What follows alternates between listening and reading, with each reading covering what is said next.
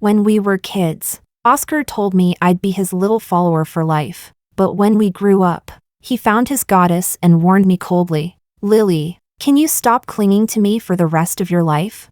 Stay away from me, just seeing you annoys me." My father, afraid of angering Oscar, quickly sent me abroad. Years later, out of nowhere, Oscar suddenly asked about me. My father assured him confidently, "Don't worry, Oscar, I've promised her to someone else. She won't bother you again." For the first time, the calm and composed Oscar completely lost his composure in public. Chapter 01. Oscar was born a rich young master. My family was just one of the many small ones that survived under his family's shadow. The only reason I got close to Oscar was thanks to my ancestors' good fortune. My great-grandfather and Oscar's great-grandfather had once saved each other's lives. They even built houses side by side on a piece of land blessed by good feng shui. That land later became a luxury villa district. Both houses were rebuilt into grand, modern mansions. So from the moment I was born, I was Oscar's neighbor. As the saying goes, the one closest to the water gets the moon first,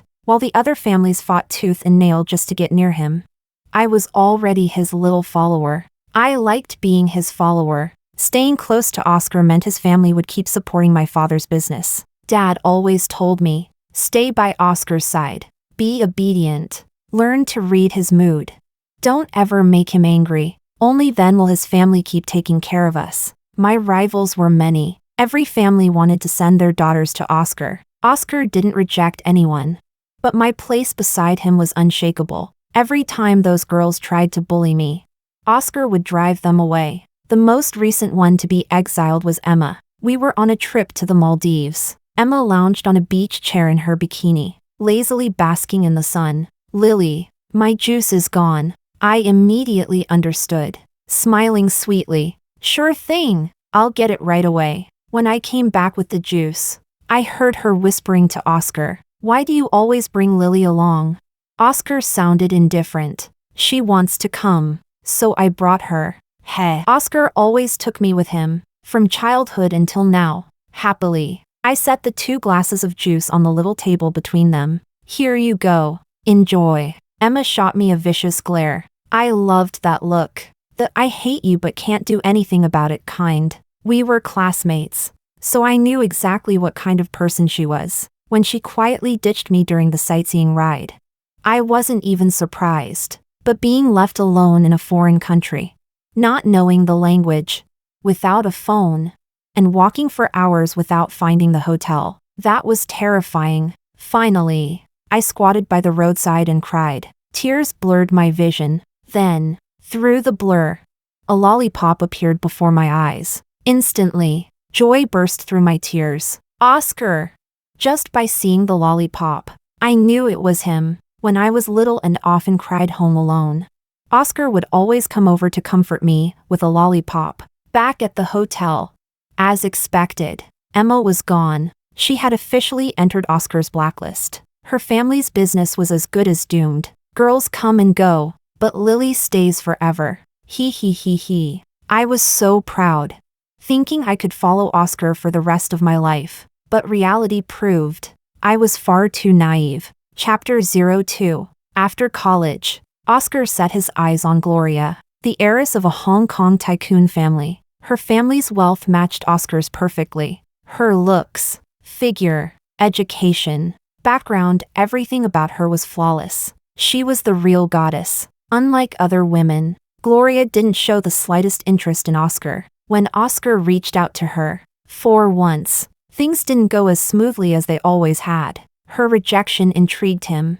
Igniting his desire to conquer her completely, Oscar began his full-scale pursuit, lavishing her with luxury watches, designer bags, and sports cars. But Gloria remained unmoved. Then he changed tactics. He began showing up early to buy her breakfast, inviting her to lunch, personally arranging everything in her schedule. Meticulous, devoted, tireless. Just like I used to be with him, I was always by Oscar's side. His shadow since childhood. Gloria, too, had a follower, her cousin Sandra. That evening, Sandra and I stood face to face outside a high-end French restaurant, waiting for our respective masters to finish dinner. when Gloria and Oscar finally stepped out. She looked effortlessly radiant, her smile soft and poised. "Thank you for dinner," she said, her tone polite but distant. "I can see your sincerity, but it's still not enough." Sandra threw me a middle finger, her face twisted with disgust. Before prancing off behind Gloria, Oscar frowned but said nothing. After all, Sandra was Gloria's cousin. Gloria truly was born to shine. Even her hair seemed to shimmer with allure. I tore my gaze away from her graceful silhouette and looked at Oscar. His eyes were still fixed on her retreating figure, dark and burning with obsession. That weekend, Oscar arranged a yacht trip and invited Gloria, but she showed up with a man. Oscar's fake smile froze on his face as he asked, "And who is he?" Gloria's voice was gentle and clear, like spring sunlight melting snow. Even as a woman, I found myself enchanted. "This is Marco, my childhood friend," she said softly. "We often hang out together." For the rest of the trip, Oscar's face was a storm cloud. Every word he spoke dripped with sarcasm. When we were leaving, I overheard Gloria say sweetly, "Oscar, don't do to others what you don't want done to yourself. If you can have female friends, why can't I have male ones? Seems a bit double standard, doesn't it?" Oscar froze for a moment, then glanced toward me, deep in thought. After Gloria left, he strode toward the parking lot. "Oscar, Oscar, wait for me." I ran after him, calling his name. He didn't look back. When I finally caught up and touched his sleeve, he violently shook me off. "Can't you stop following me all the time?" I stumbled backward, stunned. The look in his eyes, irritated, resentful, full of disgust, cut deeper than any insult. But I said nothing. After all, I never had the right to stand beside him. The privilege to be near him was his to grant, and his to take away. I stood frozen, watching his back disappear into the distance, feeling an empty ache open up inside my chest. Chapter 03. The next day, Oscar didn't wait for me to go to school together. At the campus, I ran into Sandra. Her face was full of schadenfreude. "Lily, your good days are coming to an end." I was still upset about being left behind by Oscar last night and didn't want to deal with her. But Sandra wouldn't let me go. She grabbed my collar and shoved me hard to the ground. Frowning, I looked up at her and snapped, "What's your problem?" She crouched down, looking down at me from above, and patted my face with that arrogant smirk. "Here's a warning, stay away from Oscar. He's the future son-in-law my family has set its eyes on." I stared at her seriously. "Can your family spare some business for mine, then?" Sandra froze. "What?" "Exactly what I said." She rolled her eyes. "Keep dreaming." I stood up and, without hesitation, slapped her across the face. Damn, did she really think everyone was like Oscar?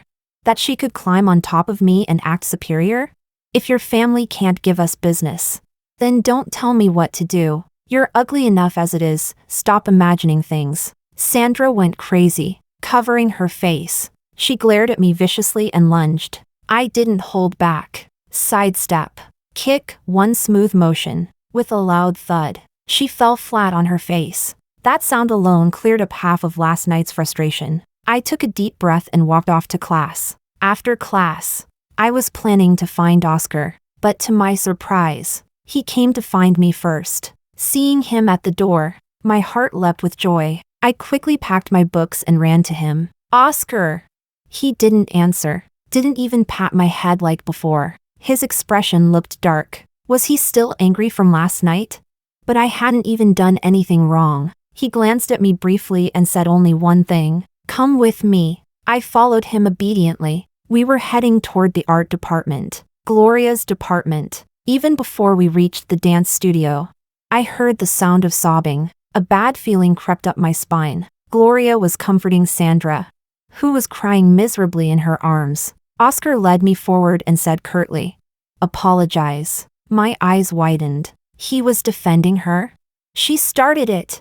I protested angrily. Oscar ignored my words, his tone cold and firm. "Lily, apologize." "I won't." It was the first time in my life that I defied him. He clearly didn't expect it. His face darkened with anger. "If you won't apologize, Then don't ever appear in front of me again. I stared at him, stunned. He used to defend me whenever others bullied me, but now, he'd become the one hurting me the most. I turned to glare at Gloria and Sandra. Gloria looked a little uneasy and said softly to Oscar, "Oscar, it's just a small fight between girls. No need to be so serious. But maybe next time, don't hit her in the face. Girls all care about their looks." Her words sounded gentle, but they stabbed like needles, a subtle accusation that I had ruined Sandra's face. As expected, Oscar's frown deepened. There was no trace of compromise in his eyes. I understood then. He was doing this to please Gloria. Otherwise, it might slow down his pursuit. Tears welled up in my eyes, and humiliation burned on my face. After several minutes of silence, I forced out a reluctant apology. "I'm sorry." Sandra instantly stopped crying and lifted her head. "You made me look like this. And a simple sorry is enough?" Only then did I notice her face, swollen and bruised like a pig's head. I blinked in shock. Had I really hit her that hard? "Your face." Before I could finish, slap. Sandra smacked me hard across the cheek. It burned instantly. Blood rushed to my head. I lifted my hand to hit back, but Oscar caught my wrist. I struggled, furious. "Oscar, she hit me." "Good, now you're even." I froze. The boy who had protected me all my life now looked at me like a stranger, his brows furrowed, his eyes full of disappointment and disapproval. I yanked my hand free and ran away, tears blurring everything before me. Chapter 04. Oscar and I fell into a cold war. He no longer waited for me when going to school. Each morning, I could only see the faint trail of his car's exhaust disappearing down the road. At school, he deliberately avoided me, as if afraid I might cling to him again, so I decided to stop trying. Peace and silence were better than rejection. My father soon noticed. For several weekends in a row, I hadn't gone out once. He grew increasingly worried. At last, he couldn't hold it in anymore. "Lily, did you have a fight with Oscar?" I stayed silent, staring at the table. He sighed and spoke in a low, heavy tone. "Since about a month ago, our business has hit one obstacle after another. Deals we'd already sealed were suddenly canceled without explanation. If this continues, we won't even be able to keep up appearances. Maybe you could try talking to Oscar? See what's going on?" I looked at his graying hair, at the deep worry lines etched into his face, and felt my heart tighten painfully. When my father took over the company, it was already a sinking ship, but for the sake of family honor, he had to hold it together no matter what. All these years, I had played the obedient shadow by Oscar's side, because every time I saw my father bowing and flattering those powerful people, my chest filled with guilt. If pleasing Oscar could bring peace to our home, could allow my father to stand tall even once, then what harm was there in me swallowing a bit of pride? If I didn't go to him first, Oscar would never seek me out. He never had.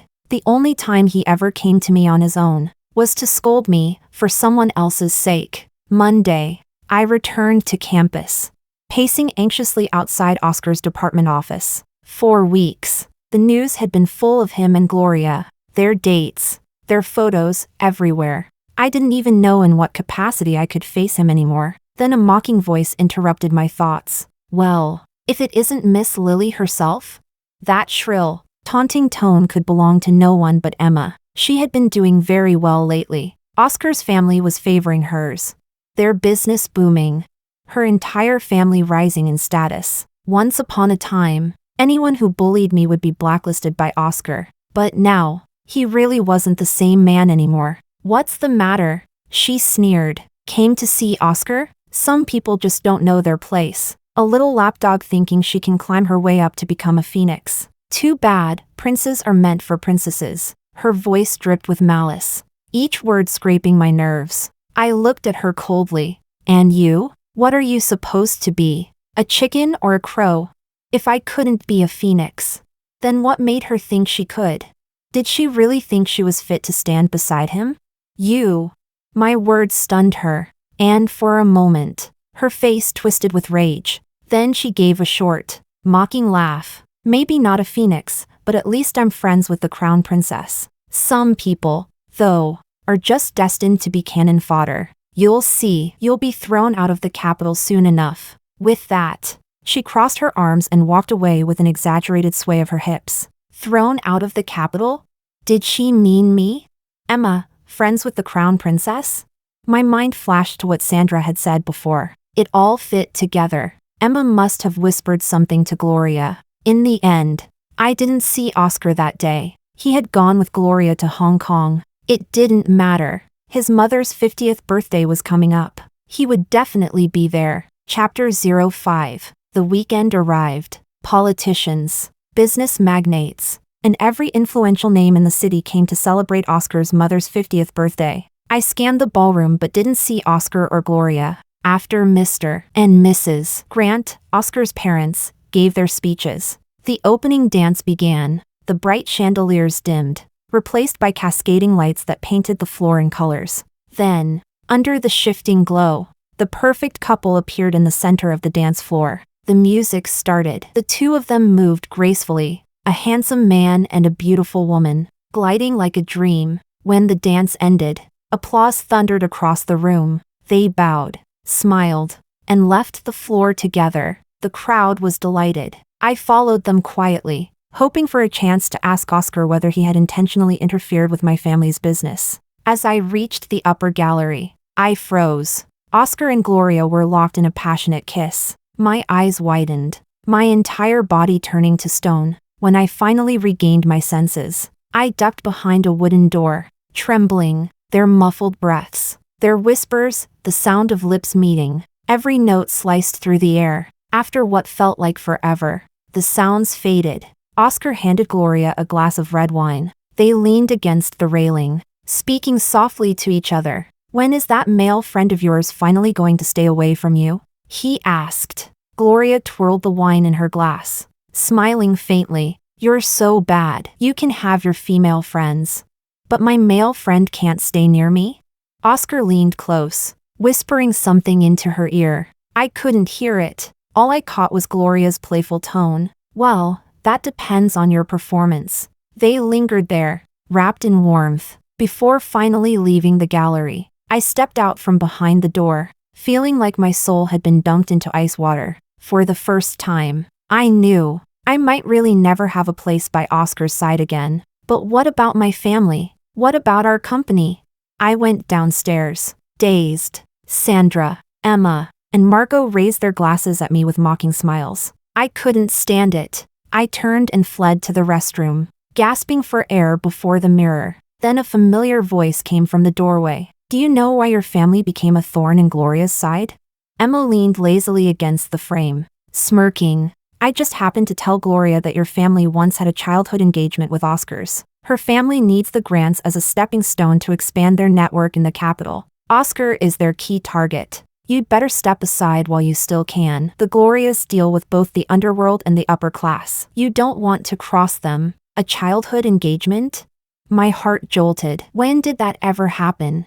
I looked up to question her, but Emma was already gone. I returned to the hall. Oscar was speaking to some guests. Gloria wasn't there. I hurried toward him. I just wanted to explain, to tell him I never schemed, that I only wanted peace for our families. Chapter 06. But before I could reach him, Sandra stepped in front of me. "Hey, little shadow, where do you think you're going?"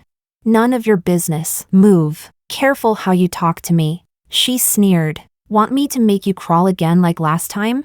"You framed me on purpose." Sandra smirked. "That's right, I did. So what?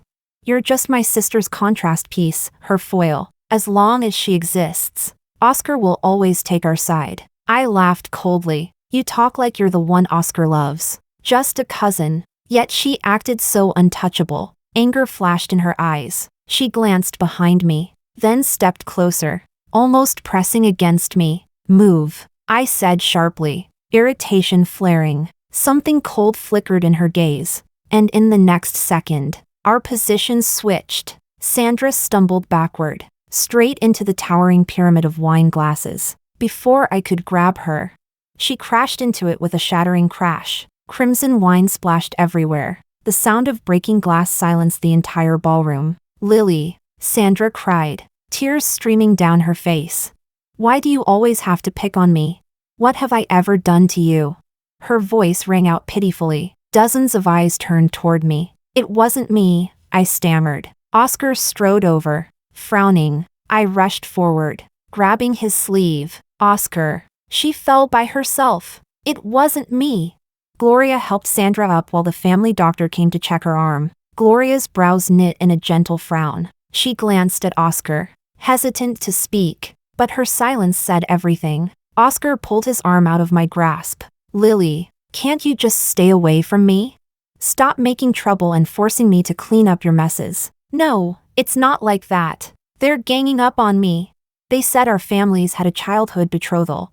And that's why Gloria's been targeting me. Oscar's face darkened. They said you had feelings for me. I didn't believe it. But hearing those words from your own mouth just proved them right. My head snapped toward Emma. Her smug smile gleamed like a knife. Gloria and Sandra both watched me. Amused. Triumphant. I fell right into their trap. Then Oscar's mother came out, smiling gracefully to ease the tension. Lily, dear, I've always treated you like my own daughter. You and Oscar are as close as real siblings. My parents bowed deeply to Oscar's family. Lily is still young and ignorant. We'll discipline her properly. Sorry for the trouble, but I didn't care about their apologies. I only wanted to know what Oscar thought. He turned and began walking after Gloria. Desperate. I grabbed the hem of his jacket. Oscar. He turned back, his eyes cold as frost. Lily, can't you just stop following me your entire life? Stay away from me. I'm sick of even seeing you. The killing chill in his eyes made my fingers go numb. I let go. He glanced at me one last time, then walked away toward Gloria. The ballroom buzzed with whispers and laughter, but to me, it felt utterly silent. I stood frozen, as if locked inside a block of ice. Chapter 07. Ever since Oscar publicly expressed his disgust toward me at the banquet, my family's business has only gone further downhill. My father was running himself ragged. My mother was constantly on edge. I still wanted to try, to speak to Oscar, to ask for his help, to save what little hope we had left. But now, I couldn't even get close to him. I waited outside his department, squatted near his house, tried to book an appointment through his assistant. Nothing worked. I couldn't even catch a glimpse of a single strand of his hair. Once again, I went home empty-handed. On my way back, Sandra, Emma, and a few of their little followers blocked my path. I had no energy to argue. I just wanted to walk past. But they wouldn't let me. I turned a cold, expressionless gaze toward Sandra. Move. Sandra crossed her arms, smirking with open mockery. No, what can you do about it?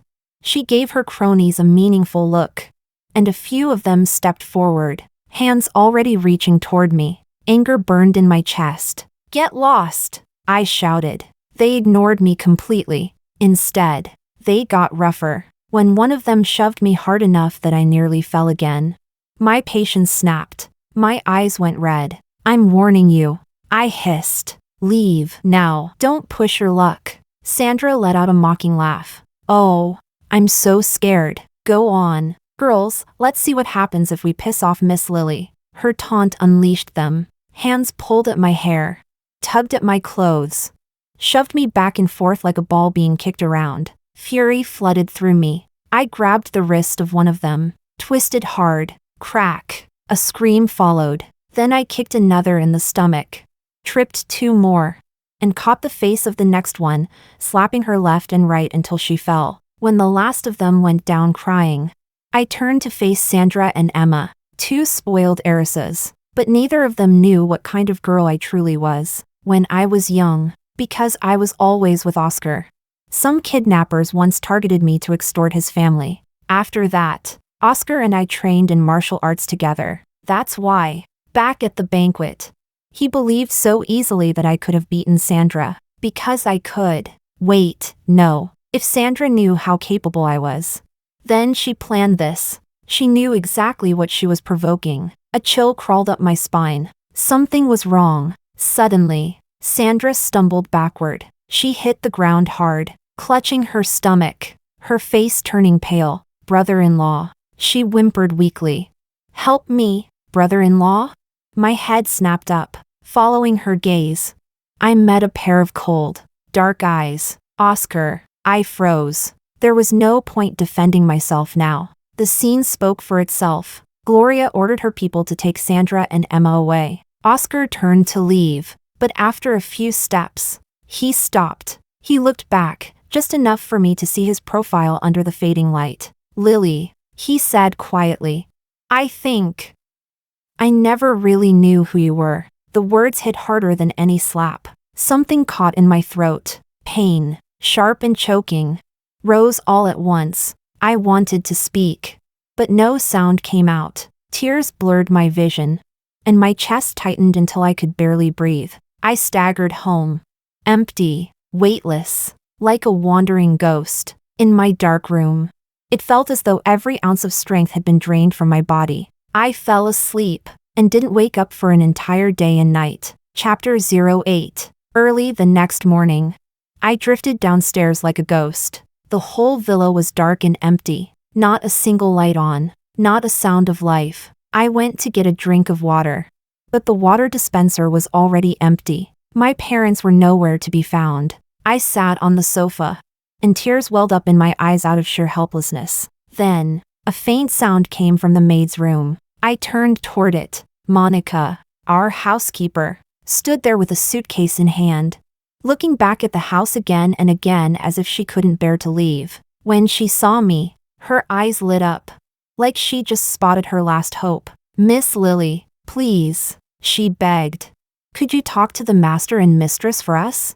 We don't want to be dismissed. Even if they lower our pay, or don't pay us at all, it's fine. We've worked here for so many years. I can't bear to leave. I believe your family will get through this. Her words poured out nonstop. But my mind was spinning. After a long silence, I rasped, my voice hoarse. Dismissed? Hard times? Monica wiped at her eyes. Sir and Madam haven't slept for days trying to secure investment. Some of the products had issues. They're facing massive compensation claims.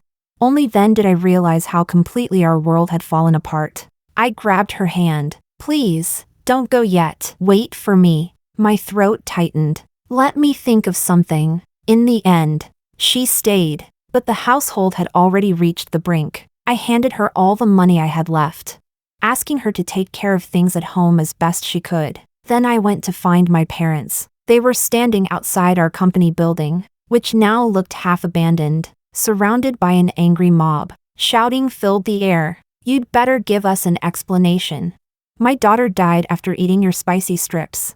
Yes, your snacks poisoned my son. He's in intensive care. My parents were at the front, with several company staff behind them, trying to calm things down. But some people had called the media. Reporters were already filming, ready to blow everything out of proportion. Then I saw it. A man in the crowd, gripping a knife. My stomach dropped. Dad, watch out! I darted forward, kicking the knife out of his hand before it could strike. The crowd erupted in chaos. It took ages to get the situation under control, but as soon as that was settled, a new group arrived. The factory workers, demanding unpaid wages. The company hadn't paid salaries in 2 months. We spent hours trying to calm them, promising explanations, solutions, anything. When everything finally quieted down, the office felt like a tomb. My father sat slumped in his chair, exhausted and defeated. My mother was quietly sobbing beside him. Then my father began to hit himself, again and again. It's all my fault. I'm useless. The company's going to collapse because of me. I rushed over, grabbing his arm. Dad, stop. It's not your fault. Tears streamed down his face. He wiped them away roughly and said, his voice trembling, we might have to file for bankruptcy. Bankruptcy. The word cut through me. Part of me thought maybe it was inevitable. Maybe it was even a relief. But then he whispered something else. A worthless son like me should go down and beg our ancestors for forgiveness. At once, my mind went blank with terror. My father had always seen the company as his life. If it was gone, he might really end his own. Dad, no. Please, wait. I'll go talk to Oscar. I'll beg him. Please. Don't do anything stupid. But he was lost in despair. Unable to hear me, he was already calculating. In his head, how to join the ancestors. Fear gripped my chest. Without thinking, I grabbed my bag, ran outside, and hailed a taxi straight to Oscar's company. Chapter 09. I want to see your vice president. The receptionist smiled politely. I'm sorry, ma'am. You need an appointment to see the executive. Reality is cruel like that. When Oscar and I were close, these same people who now sneered at me used to greet me warmly and escort me straight to the CEO's office. Now, I didn't even have the right to step inside the building. That's how society works. People worship the powerful and trample the weak. It's the law of survival. I tried to force my way in, but the security guards dragged me out. I need to see Oscar. Tell him to come out. One of them sneered. Our boss doesn't meet just anyone. I sank to the floor, powerless and ashamed, my body trembling with exhaustion and panic. Just then, Oscar's assistant, Cameron, happened to see me. He hesitated for a moment before saying quietly, Mr. Grant isn't here. He might be at home. Home. I rushed there at once, but even the servants who used to greet me with smiles now spoke to me in a detached, businesslike tone. The young master hasn't been back here lately. Of course not. Ever since things heated up with Gloria. He'd barely spent any time at this house. As I turned to leave, I noticed a flyer on the coffee table, an invitation for a new product launch event. I memorized the location. The next day, I searched online and found the details. Then I disguised myself and slipped into the venue unnoticed. When the launch ended, I waited near the exit, the only route Oscar would have to take, and sure enough, our eyes met. But his gaze was cold, detached. He didn't even pause. He turned to leave immediately. I reached out and blocked his way. Oscar. He turned his head slightly, his expression utterly indifferent. What do you want? I swallowed hard. Oscar, please, save our company. If he would just step in, just speak a word, all our crises could be resolved. Reason. The word stunned me. He'd never asked for a reason before. All my life, we'd lived under his family's protection. A reason? I had never needed one. My confidence faltered. For the sake of the years we grew up together? Oscar laughed softly. A sharp, cruel sound. For the sake of sentiment? You mean the services I paid for? Services. So that's how he saw it. All these years reduced to a transaction. My heart trembled. My fingers curled in on themselves, trembling slightly. For a second, I wanted to give up. But then my parents' pale, exhausted faces flashed before my eyes. I couldn't. I looked up at Oscar, tears welling, voice breaking. Please, help us. I'm scared my father will do something foolish. Oscar's lips twisted into a mocking smile. And what does that have to do with me? I'm done playing charity. Don't come to me again. I grabbed his sleeve desperately. His expression changed instantly, filled with disgust. He yanked my hand away so hard that my skin burned red from the friction. I have important matters to attend to. I suggest you don't test my patience. Then Cameron stepped between us, blocking my path. Oscar shoved his hands into his pockets and walked away without looking back. I stood there watching his retreating figure, my heart sinking deeper and deeper into darkness. I didn't even know how I made it out of that building. All I remember is the moment I stepped outside. A black van screeched to a halt beside me. Hands grabbed me, and I was dragged inside. Chapter 10. Half an hour later, the blindfold over my eyes was ripped off. My blurry vision slowly cleared, and when I finally saw who was standing in front of me, my brows knitted together. Sandra. Sandra looked down at me with an icy, cruel smile. Lily. Oh Lily, you don't have a protector anymore. Let's see how arrogant you can still be now. Her palm struck my face before I could react. Blood trickled from the corner of my mouth. Instinctively, I tried to fight back, but only then did I realize my hands and feet were tightly bound. I couldn't move. I glared up at her, fury burning in my chest. What do you want? Sandra threw her head back and laughed. Revenge. Of course. You laid your hands on me more than once. Remember? I'm not one to forgive and forget. Revenge is my specialty. I closed my eyes for a moment. There was no point resisting. I knew I wasn't getting out of this unharmed. Sandra's kicks and punches came in waves. Each one aimed precisely where it hurt most. Soon, my body was slick with cold sweat. And my breath came shallow, more air leaving me than entering. When I stopped reacting, Sandra grew bored. Tisk. Bullying you isn't even fun anymore. Why don't we play a little game instead?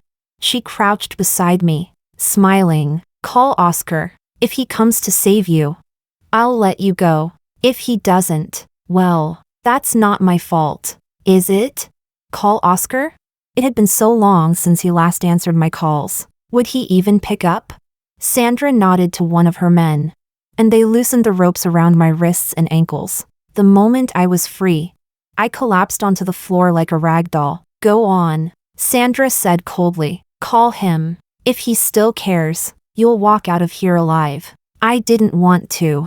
I didn't want to humiliate myself again, but years of memories flooded my mind. His voice, his laughter, his broken promises. Despite everything, a part of me still hoped. Under Sandra's taunting gaze, I dialed his number. Once, twice, 3 times. No answer. Then I tried messaging him. WeChat, QQ, even Alipay. Every possible way to reach him. Nothing. Only the endless beep beep beep tone of rejection. Sandra clapped her hands mockingly. Oh, silly me. Today's my sister's birthday.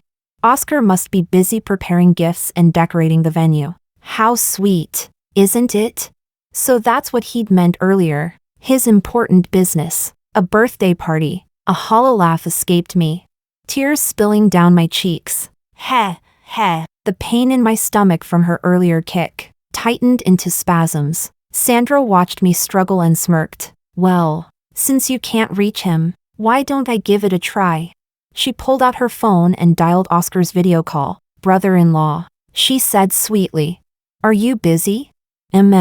Oscar replied curtly. Lily wants to tell you something. At the mention of my name, Oscar frowned slightly, but said nothing. It was cruel. He ignored my calls, yet answered hers instantly. Sandra turned the phone toward me. I must have looked terrible, tear-streaked, blood on my lips, face pale and hollow. My voice trembled. Oscar, help me. Oscar's tone was calm, but sharp as a knife. Lily, what kind of trick are you trying now? I know your skills better than anyone. Sandra could never beat you, even if something were wrong. Don't bother me again. Behind him, I saw a rooftop draped in golden lights. An elegant party in full swing. Gloria stood at the center, radiant, surrounded by laughter. Oscar ended the call. Just like that, the last thread of hope in me snapped. Sandra clicked her tongue. Tisk. TSK. Pathetic. I lay there motionless, my body heavy, my heart completely hollow. Oscar, he was no longer the boy I once knew. Seeing I had no fight left, Sandra sighed dramatically. Boring. I have to get to my sister's birthday party anyway. Enjoy your night, Lily. She turned and walked away, but 5 burly men stayed behind, grinning wickedly, closing in on me. Their laughter echoed, and dread crawled slowly up my spine. Chapter 11. 3 years later, at the Oscar residence, my father was invited to attend the silver wedding anniversary of Oscar's parents. At events like this, he was in his element, smiling, flattering, bowing. A man perfectly trained for the art of survival. After finishing a toast to one of the prominent guests, he turned around and accidentally bumped into someone's back. I'm sorry. I'm so sorry. He looked up and froze. It was Oscar. Oscar spoke casually, almost as if by accident. Uncle. Oscar, please. You're too polite. Don't call me that. My father forced a smile, his instincts screaming at him to escape. He began to edge away, but Oscar's face darkened instantly. The air grew heavy. Stop. The command cracked like a whip. My father stiffened, turned back, and stood 1 meter away, forcing a respectful smile. Do you have any instructions for me? Oscar's tone was low, deliberate. Lily, before he could finish. My father cut him off hastily. Oscar, don't worry, I've already arranged her marriage. She'll never bother you again. Oscar froze for a second. Something inside him went eerily still.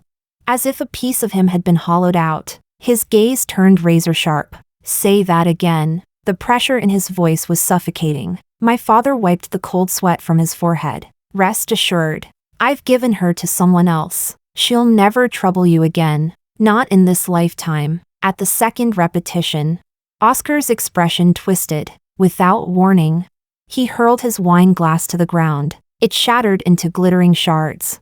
Wine splashing across the marble floor. Everyone nearby flinched in shock, taking advantage of the chaos.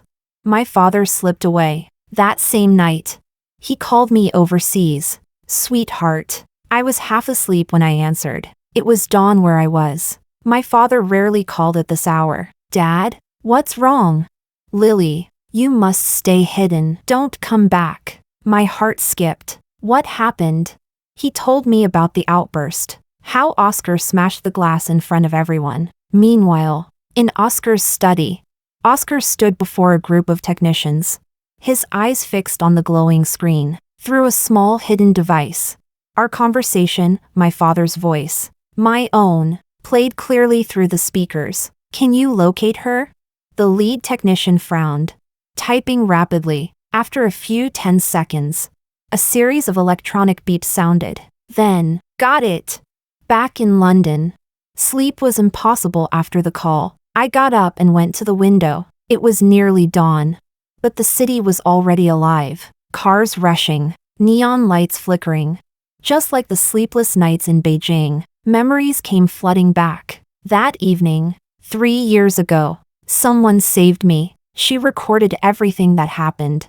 And I used that video to threaten Gloria. Sandra, after all, was just a pawn like me. The real power belonged to the heiress, Gloria.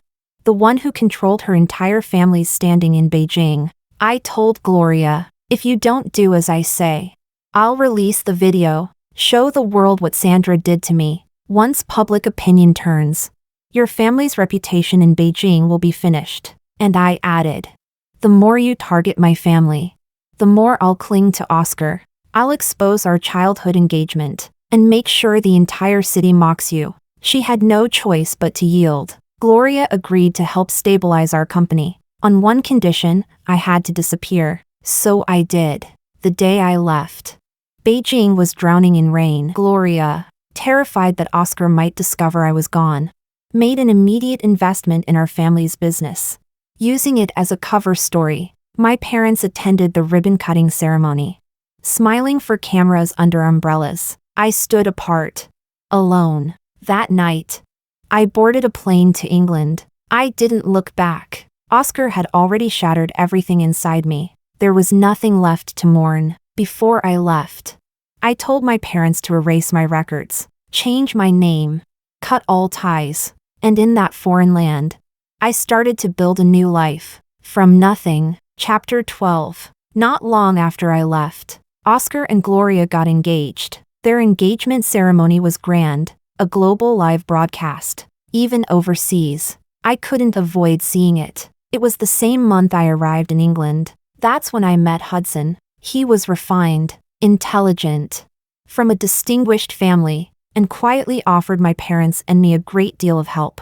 Over time, my parents met him several times across different countries. They were pleased and told him to take good care of me. Back then, the money Gloria gave had only temporarily saved our company. We still needed financial support afterward. Hudson helped my father settle those debts, ensuring the company would no longer face bankruptcy. All I wanted was for them to let us go. I was willing to spend my life abroad, never setting foot in that country again. At first, England felt unbearably lonely. I had no friends, no sense of direction, just silence and endless rain. But after a while, I noticed how much the British loved their tea. Breakfast tea, afternoon tea, high tea, farewell tea, work break tea. They drank tea for everything. So, I opened a small tea house with a Chinese theme. specializing in premium teas and traditional snacks. It was an unexpected success. One tea house became 2, then 3, until now. I have a chain across Europe and the US. At the same time, to help my family's company survive, I used my business network to become an international distributor. Introducing our products, yes, even spicy snack sticks, into Western supermarkets. Our family business finally began to turn a profit. After years of loss, life now is comfortable. I sat in my office, reviewing the financial reports. Knock, knock, knock. Come in. Busy? I looked up. Hudson stood there, holding an afternoon tea set. Not really. I stood, moved to the sofa, and took a light sip of tea. Then, I pulled an envelope from my bag and slid it across the table to him. He frowned slightly. What's this? Open it. Hudson tore it open. The contents made him pause. His expression darkened. Lily, must we really keep score like this? I smiled gently. Even siblings settle debts clearly. I want to pay back everything I owe you. That way, we can stand on equal ground. My business flourished because of you, and I'll always be grateful. I patted his shoulder lightly. Don't be upset. I feel lighter now. No debts. No burdens. Would you rather I keep carrying the weight forever? Hudson's refined features softened. Sensing it, I added playfully, now that I'm finally free of debts. Come on. Dinner's on me tonight, no matter how long I've lived abroad. My heart still belongs to Chinese cuisine. We went to a restaurant called Jizue, famous for its authentic dishes. The name means drunk with wine, full with virtue. The owner clearly loved Chinese culture. It was far from home, so we had never had the time to go before. Tonight, we finally did. We ordered a few classic dishes. Before eating, I excused myself. I'm going to the restroom for a minute. Stepping out of the private room, I asked a waitress. Excuse me, where's the restroom? She pointed down the opposite hallway. That way. Thank you. I followed the direction and soon came out. Wiping my hands, checking a message on my phone. When I looked up, someone was blocking my way. Still focused on the screen, I spoke politely. Excuse me, could you move, please? The person didn't move, didn't even flinch. A faint unease crept up my spine. I lowered my phone and raised my eyes. Chapter 13. For a moment, time stopped. The world around me blurred into silence and motionless air. Oscar and I stood there, frozen, somewhere deep inside. A scar I had thought long healed began to ache again. As if the old wound were splitting open from within, memories I had buried clawed their way to the surface. The calm lake of my heart rippled once more. I didn't even know how I made it back to the private room. What's wrong? You look pale. Did something happen in the restroom? Hudson's voice was full of concern. I forced a stiff smile. Nothing. I'm fine. He teased lightly. What? Don't tell me it's that time of the month? I couldn't help but laugh. You're overthinking. Eat before the food gets cold. I thought Oscar would have left by now, but when we stepped out of the room, he was there, before I could react.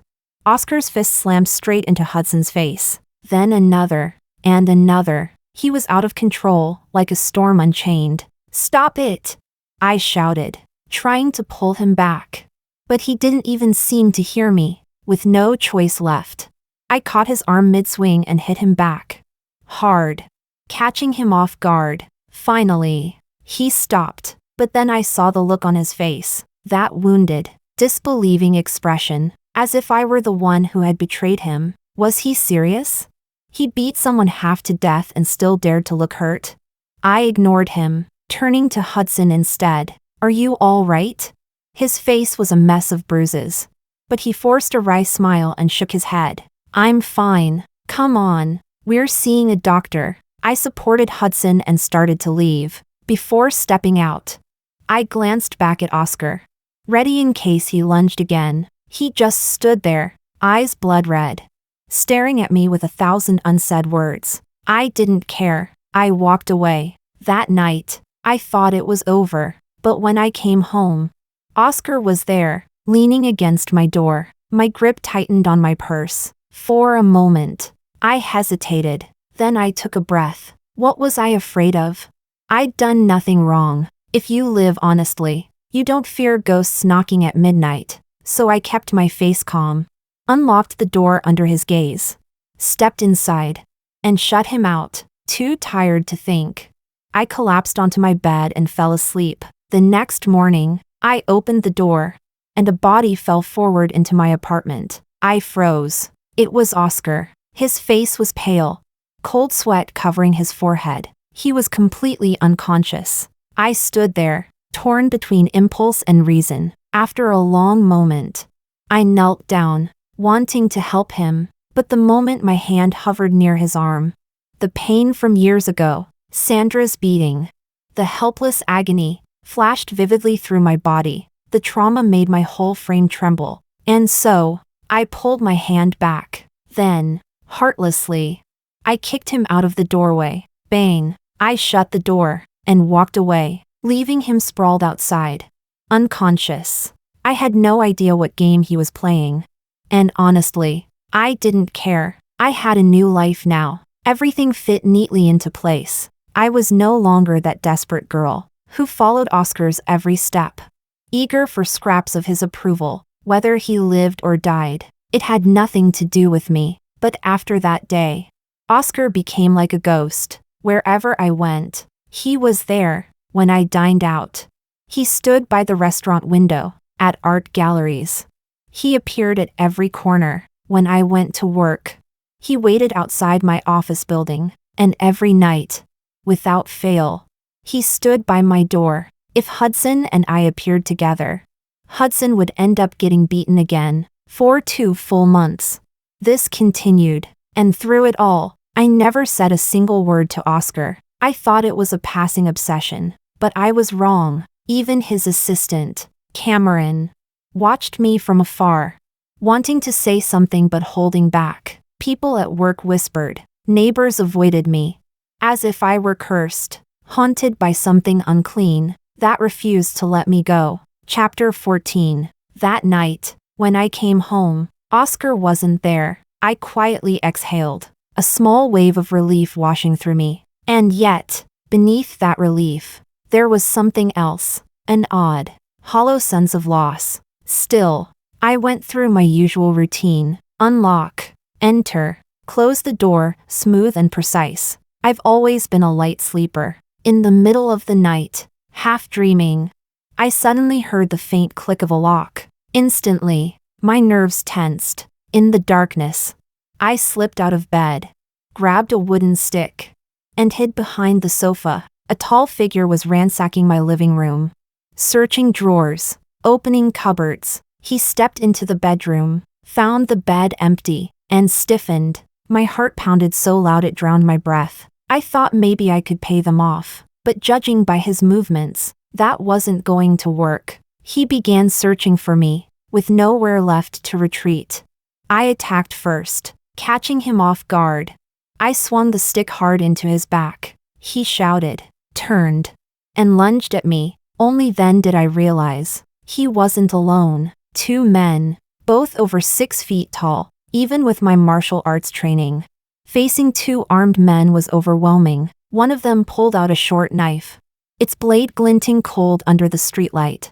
I squinted against the reflection, and in that instant of distraction, one of them kicked me hard to the ground. He aimed the knife at me. I rolled, barely dodging the strike, but exhaustion hit fast. Soon, one of them pinned my hands behind my back, while the other raised the knife again. I shut my eyes. Then, bang! The door crashed open. Oscar stormed in, kicking the man with the knife clear across the room. I seized the moment to break free. Together, we fought the 2 intruders off, subduing them until the police arrived. After giving our statements, we collapsed onto the sofa, both drained. I was about to break the silence and thank him, but before I could, Oscar slid off the couch, collapsing to the floor, unconscious. Outside the hospital room, Cameron looked weary. Miss Lily, Mr. Oscar hasn't eaten or slept properly for months. His body's completely run down. Actually, before he could finish, A doctor called for family. I walked inside. Oscar lay there, pale and fragile. My chest tightened. How are you feeling? He gave me a faint smile, the same gentle smile from years ago. It's nothing serious. Then, softly, let me peel you an apple. I froze. It was just something I'd said out of habit. But he'd always hated apples. Still, I sat beside him and began to peel. The room was quiet except for the sound of the knife scraping fruit. When the apple was gone, awkwardness filled the air again. I glanced at my watch. If you're busy, you can go, he said. I didn't hesitate. All right, then I'll go. As the door closed behind me, I caught a glimpse through the glass. His smile fading. His lips lowering in quiet despair. But Oscar, this isn't my fault. Everyone must bear the weight of their own choices. I thought he'd stay in the hospital for a few days. But the next evening, he was back, standing outside my door again. This time, I let him in. Oscar, what do you want from me?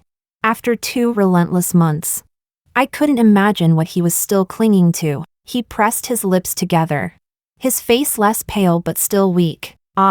His voice broke slightly. Then, quietly, I just missed you. Missed me? I frowned. I didn't understand what he meant. And I didn't want to. So I changed the subject. You married Gloria, didn't you? He froze. Before he could answer, I went on. You probably have children by now. Oscar looked at me. You don't read the news, do you? I shook my head. No, my life is good now. I like things peaceful. I have a new circle. A new world. One untouched by the past. Oscar gave a faint, bitter smile. So there's nothing, and no one, left for you back home? I met his gaze, and said, very clearly, no. Chapter 15. That day, Oscar left like a lost soul. His back looked desolate. Lonely. Like mine had once been when I left the country years ago. But this time, there was no shared sorrow. People must live in the present. Oscar stopped appearing like a ghost in my life. Peace returned, finally. Thinking of Hudson, a faint guilt pricked my chest, because Oscar would attack him on sight. I'd asked Hudson to stay away during those months. Now that Oscar was gone, I brought a gift and went to visit him. From afar, I saw him arguing with a woman. My brows furrowed. I stopped the car and got out. As I approached, I heard words like liar and shameless. Emma? After all these years, she hadn't changed at all. Emma turned, surprised to see me. Lily. I looked from her to Hudson, then back. You two know each other? They said nothing, which was answer enough. What are you arguing about? Emma shot Hudson a glare. He immediately looked away, guilt flashing across his face. Inside Hudson's living room. Lily, how have you been all these years? Pretty good. That's good. She smiled faintly. I've always wanted to thank you for saving my life back then. Back then, when Sandra left me surrounded by 5 men. Intentions obvious. Emma was the one who barged in at the last second and saved me. She had pretended to side with Gloria's family. And the place where I'd been kidnapped. She was the one who found it. Emma had installed hidden cameras in advance, recording every second of Sandra's violence. That video was what I later used to threaten Gloria, forcing her to back off. After I spoke, Emma's smile turned strained. Actually, it was all Oscar's doing. I froze. What? Oscar? What did this have to do with Oscar? Back then, when I begged him for help, he told me not to bother him. Emma went on. Oscar only pretended to ally with Gloria's family. It was part of his plan to avenge you. Her family comes from the underworld. The men who kidnapped you were hers. Her words hit me like cold wind. That kidnapping, the nights that followed, I'd been sick for an entire year afterward. Afraid of the dark. Afraid of people. Afraid of touch. Back then, it was Oscar who stayed by my side, day and night, telling me, don't be afraid. It's all over now. I'll make sure they pay for this. I promise. My chest tightened, like someone had stuffed cotton inside. A heaviness I couldn't breathe through. All those years ago. A childish promise. And he actually kept it? Emma was the one Oscar had planted in Gloria's family. And even Hudson. Emma's next words made my blood run cold. That bastard. He didn't even respect his friend's trust. Oscar only asked him to look after you. But instead, he fell for you. He changed his name, erased his past, hid you away from everyone, even Oscar. Oscar lost track of you for years because of him. I remembered, back then, afraid that Oscar might find me. I'd cut off contact. No phone calls from home, barely any communication, and when I did call, I used public phones. I turned to Hudson. Is it true? His lips pressed tightly together, guilt flickering in his eyes. I'm sorry, but my feelings for you were real. No wonder Oscar punched him every time they met. They were all the same. I looked at Emma again. And you, what's your connection to Hudson? She rolled her eyes. Him? He's my runaway mother's stepson, leaving Hudson's house. My thoughts spun in chaos. Enemies weren't enemies. Friends weren't friends. The lines blurred, leaving emptiness in their place. As I walked across the plaza, watching the scattered crowd under the warm afternoon sun, I felt a strange, dreamlike detachment, as though the world had shifted again, unable to hold back my curiosity. I opened my phone and searched the news about Oscar and Gloria. Chapter 16. Hashtag elite marriage collapsed. Hashtag scandal shocks wealthy family. Hashtag collusion with drug cartel and money laundering. Hashtag fraud ring with protection from northern Myanmar. Hashtag family empire bankrupt. Hashtag criminal network arrested. Each headline blazed across the front pages, all dated 2 months ago. And yet, I still couldn't forgive Oscar. Why was Emma told everything, but not me? Why did he choose to protect me through deception and cruelty, when he could have simply told me the truth? We could have fought side by side, but instead, he left me in the role of a pitiful bystander. A woman burdened with gratitude she never wanted. Hurting in the name of love. Is that what Oscar thought love was? Even after learning the truth, nothing in my life changed. I still woke up early, went to work, ate, came home, slept, the same 3-point routine, until one day, I received a package. Inside was a set of equity transfer papers and a property gift agreement. Oscar had transferred all his company shares to me and given me every movable and immovable asset under his name. I froze in disbelief. What was he trying to do? I wanted to contact him, but I didn't even have his number. So I called my father. He hesitated, his tone unusually heavy. Lily, maybe you should come back. Go see Oscar. I frowned. My father, who once told me to never return, was now asking me to visit Oscar? What happened to him?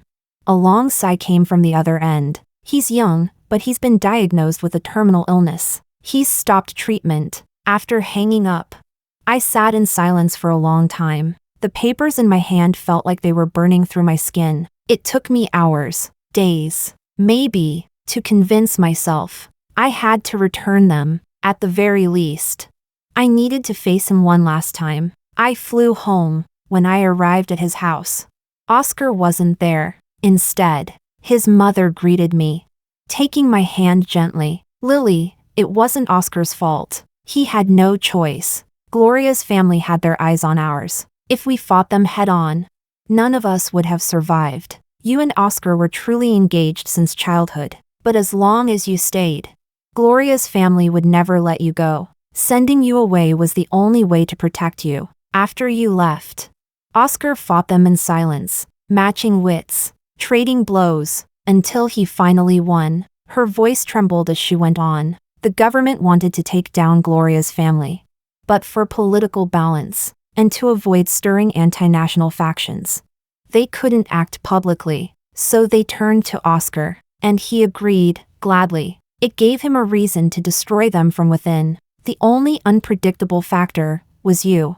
Once you were safe, he had no more fears holding him back. I handed her the documents, the shares, the assets, everything. Please, give these back to him. She shook her head. These belong to Oscar. I can't undo what he decided. And even if I could, I wouldn't dare. Her eyes glistened with restrained grief. He left them for you. Lily, that's something no one can take away. Chapter 17. Oscar's mother led me into his study, walls lined with shelves, every inch covered in my photographs. No one could ever claim he didn't love me. He's sick now, she said softly. He's hidden himself away. We can't find him anywhere. Her voice broke, a low sob escaping. You've searched everywhere?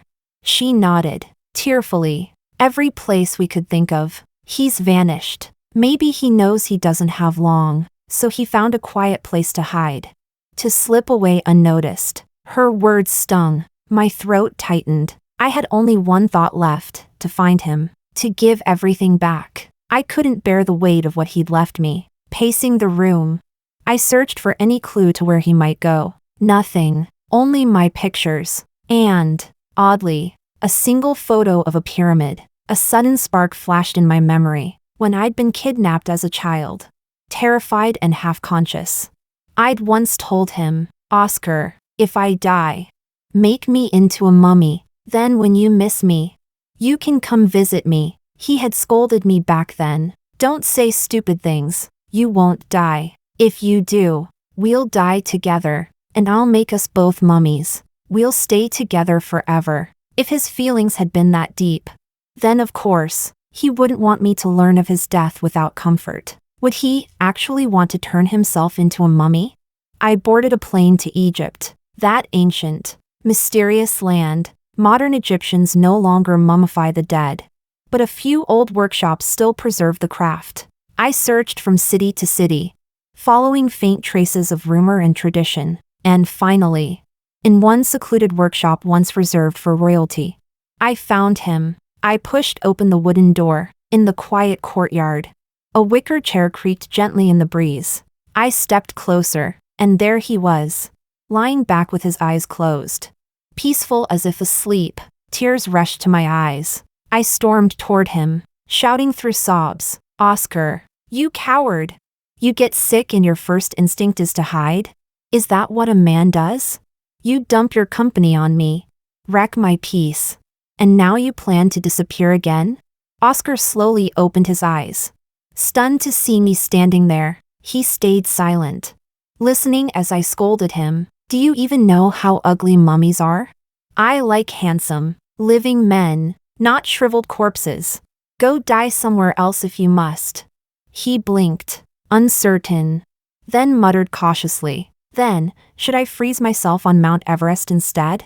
I couldn't help but laugh through my tears. I don't like the dead. I like the living, the ones who breathe, laugh, move, full of life. In the end, I dragged him back to Beijing. Chapter 18. On the plane, I asked, so you really went to Egypt, because of what I said as a kid, that I wanted to be a mummy if I died?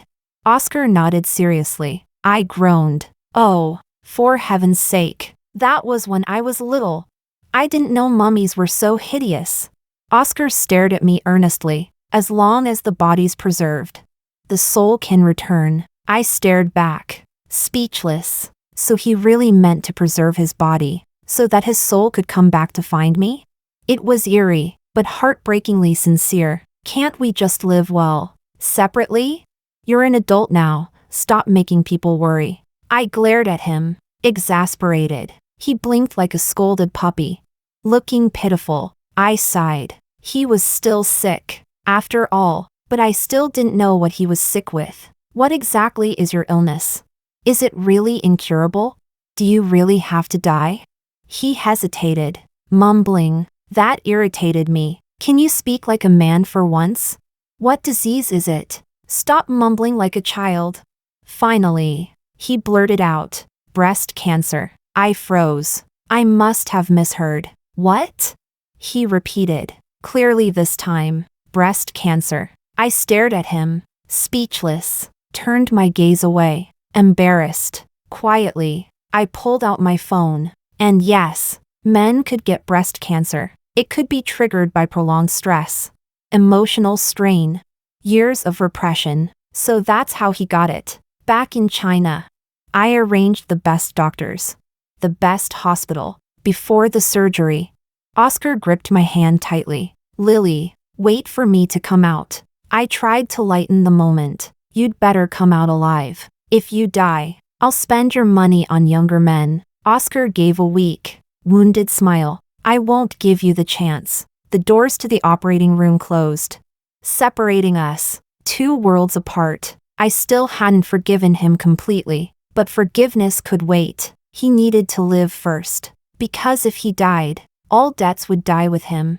If he lived, I could make him pay for every bit of pain he'd caused. While waiting, I dozed off. In my dream, we were children again. Lily, you have to be my little follower forever. Stay with me for life. I giggled. You stay with me for life. Or I stay with you for life. What's the difference? Oscar scratched his head. I guess there's no difference. Either way, it's forever. I nodded firmly. Exactly. So you'll be my follower for life. He thought about it, then smiled. All right. Forever.